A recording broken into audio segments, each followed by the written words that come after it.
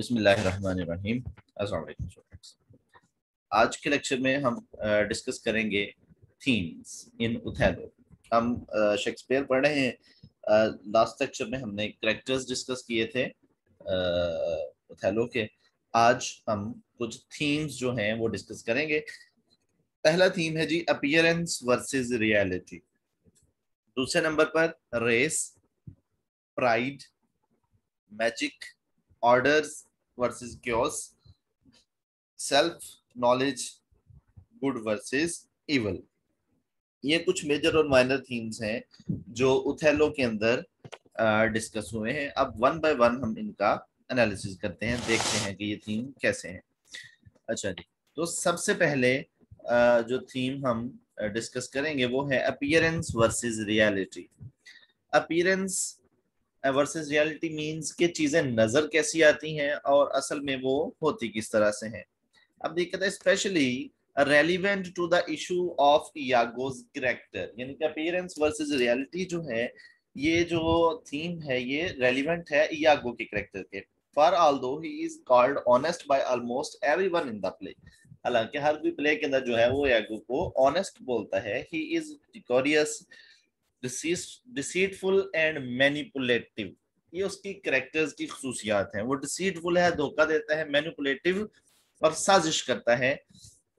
This also applies to Desdemona, as Othello believes that she is deceitful and impure, although she is rarely blameless and innocent. अभी देखिए दो characters का जिक्र हुआ। Iago के case में वो इयागो को समझता है अपना ऑनेस्ट, लेकिन वो डिसीटफुल और मैनिपुलेटिव होता है। और उसके अकॉर्डिंगली ओथेलो जो है वो डेस्डिमोना को इनप्योर डिसीटफुल समझ रहा होता है, हालांकि वो प्योर और इनोसेंट होती है। तो अपीयरेंस वर्सेस रियलिटी है। अपीयरेंस कुछ और है और प्ले के अंदर उन चीजों की रियलिटी कुछ और है। इसी तरह से this theme contributes greatly to the tragedy as Iago is able to engineer his scheme due to the perception of others of his honesty।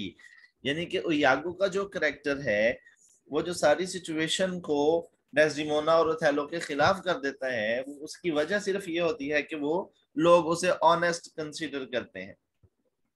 यहाँ पे फिर से वही रियलिटी और जो है वो सामने आती है चीज कि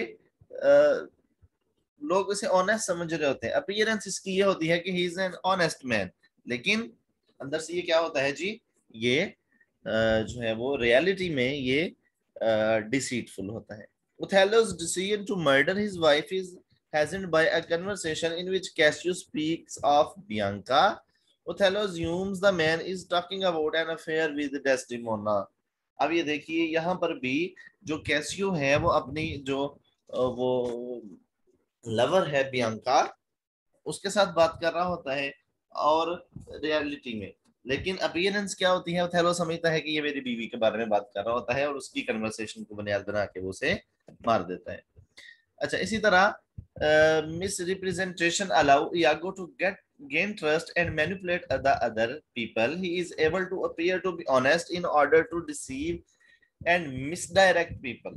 Although the word honest is usually used in an ironic way throughout the text, most characters in the play go through a crisis of learning who and who not to trust।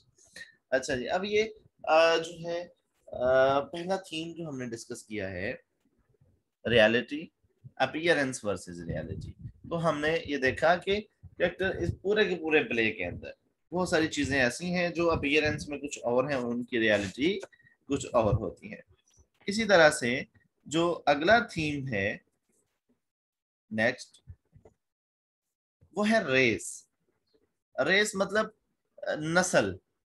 जो उथेलो है ये black है, race Negro है।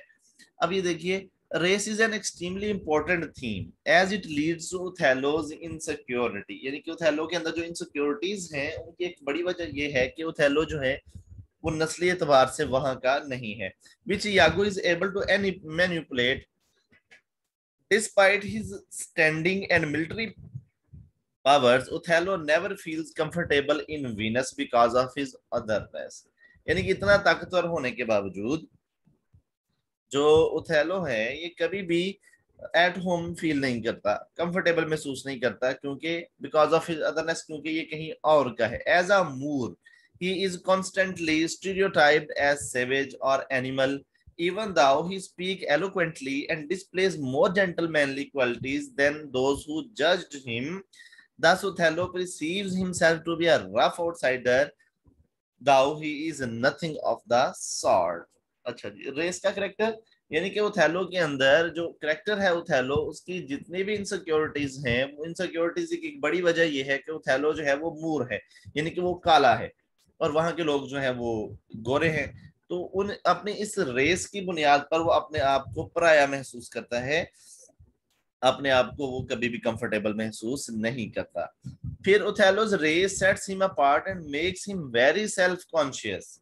It makes him work hard and look carefully after his reputation, so he is regarded as equal to white people that surrounded him. अपनी इस race की वजह से ओथेलो दिन रात बड़ी सख्त मेहनत करता है ताकि वो लोगों की बराबरी कर सके जो कि गोरे हैं। This has perhaps led to his success, but the prejudice that surrounds him, especially with respect to his marriage to Desdemona, has tragic consequences. लेकिन उसका जो तासुब है, खास तौर पे डेस्डिमोना से शादी को लेके, वो उसकी तबाही का बायस बनता है। फिर उसके बाद अगला थीम है प्राइड। प्राइड यानी कि गुरूर, तकब्बुर। Othello is defensively proud of himself and his achievements. यानी कि ओथेलो जो है उसे अपने कारनामों पे, अपनी अचीवमेंट्स पे बड़ा मान है, and especially proud of the honorable appearance of his presence. The allegations of Desdemona's affair hurt his pride even more than they inflame his vanity and jealousy. यानी कि जो ही डेस्टिमोना के ऊपर वो इल्जाम लगता है, तो इसका असल में इसके प्राइड को, इसके गुरूर तकब्बुर को जो है वो जक पहुंचती है, और ये इसके अंदर जेलसी फैलती। He wants to appear powerful, accomplished and moral at every possible instance. यानी कि वो अपने आप को हमेशा पावरफुल और मॉरली स्ट्रॉन्ग दिखाना चाहता है। And when this is almost denied to him, his wounded pride became especially powerful. फिर अगला थीम मैजिक है। Othello is charged with using magic to woo Desdemona merely because he is black and therefore pagan. यानी कि वहां के लोगों का ये भी ख्याल होता है कि ओथेलो जो है वो डेस्डिमोना से शादी करने के लिए, उसे अपने काबू में करने के लिए उसके ऊपर जादू करवाता है। Othello does have real magic in the words he uses. हालांकि जो एक अकलौता जादू जो डेस्डिमोना के ऊपर चलता है, इसका वो सिर्फ और सिर्फ इसकी बातों में होता है। तो एक थीम ये भी है कि मैजिक का इस्तेमाल, लोग समझते हैं कि ये जादू करवाता है कोई, लेकिन वो जादू इसके अल्फाज का होता है बस। Order versus chaos. As Othello begins to abandon reason and language, chaos takes over.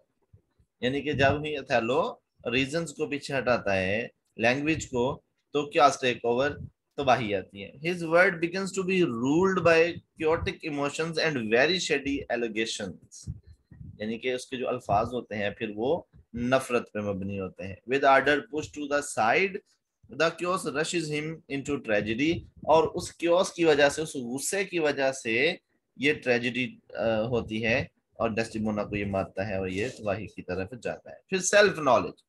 Othello lack of self knowledge makes him easy prey for Iago. Othello जो है चूंकि वो अपने आप को कम जानता है, इसलिए वो इयागो का शिकार बनता है। Once Iago inflames Othello's jealousy and sets the darker aspects of Othello's nature in motion, there is nothing Othello can do to stop it, since he cannot even admit that he has these darker traits. यानी कि उसके personality के अंदर जो खामियां होती हैं, उन्हीं का फायदा उठाते हुए ओथेलो को अपना शिकार बनाता है इयागो। तो यानी कि जो ओथेलो हमारा करेक्टर है वो सेल्फ नॉलेज से भी महरूम होता है। फिर even after he has murder his wife, यानी कि अपनी बीवी को मारने के बाद ओथेलो जो है ये फिर अपने उन फ्लॉज पे को कबूल नहीं करता। वो ये कहता है कि उसने अपने जो ओथेलो ने मारा है डेस्डिमोना को, उसके अंदर भी एक ये एक ऑनरेबल मर्डर था। यानी कि वो किसी कीमत पर भी अपनी उन खामियों को, कमियों को दूर करने पे या एक्सेप्ट करने पे राजी नहीं होता। फिर good versus evil. Iago's battle against Othello and Cassio certainly counts as an embodiment of this theme. Iago and his evil battle to corrupt and turn the flawed natures of other characters, and he does succeed to some extent. By the end of the play, neither has won, as Desdemona and Emilia are both dead, and Iago revealed and punished. यानी कि अच्छाई और बुराई का इसके अंदर कोई ताल्लुक नहीं होता।